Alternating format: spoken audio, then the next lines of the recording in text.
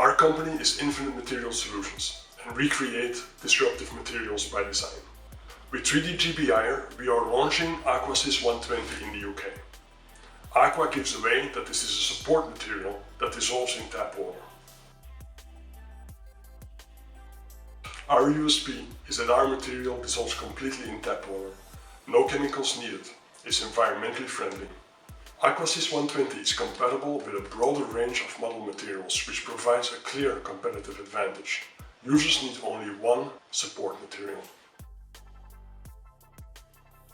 AquaSys 120 is a support material that is compatible with a broad range of thermoplastics.